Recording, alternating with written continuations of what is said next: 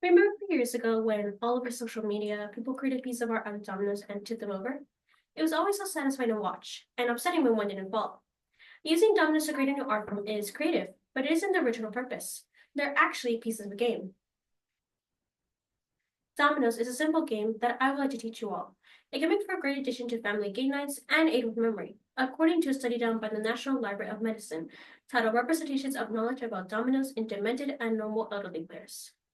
Within the study, William W. Betty, Shelley English, and other members share how dominoes aid with memory by quizzing older patients and those with dementia about dominoes gameplay. Quote, these patients show retained symbolic processing of information about dominoes despite declines in overall mental status. So, if you're trying to connect more with an older family member and help them with their memory as well, a game with dominoes can help. During the presentation, I will go over the different kinds of domino games, how to open a game, and how to play a full round. I've grown up with dominoes, and I've played multiple rounds over the years. I've also done a lot of additional research to ensure that I teach you all to the best of my ability. First, before any game, there must be selection of what type of dominoes to play. There are different variations of dominoes. A few of them are named within the Great Book of Domino Games by Jennifer A. Kelly. These are Mexican Train, Maltese Cross, Chicken Foot, and Draw Dominoes, also known as straight dominoes. All have their own separate gameplay and rules, but the most common one, and the one that I will be presenting, is straight dominoes.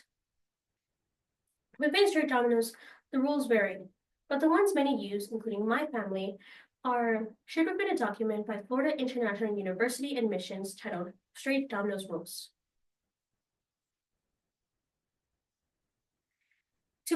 To open a game of straight dominoes, there must be 2 to 4 players. One player lays all the tiles of dominoes face down on a flat surface and starts to mix them all thoroughly. Once they deem it to be enough, each player takes 7 dominoes to create their hand.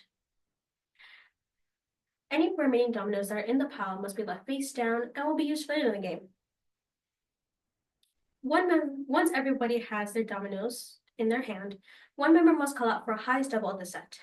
A highest double is a domino that has both sides filled with an equal amount of black dots. If the set's highest double is a double 6, then the player must call out for a double 6 and continue to go down the numbers.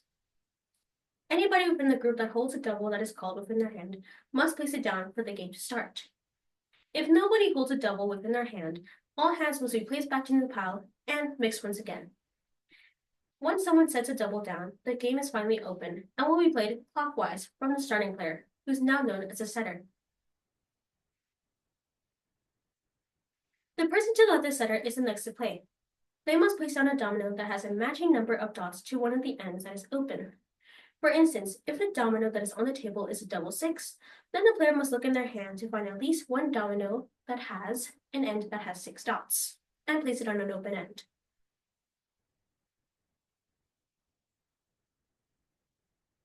In the case where they do not have a domino that they can play, they have the choice to either pass or to buy.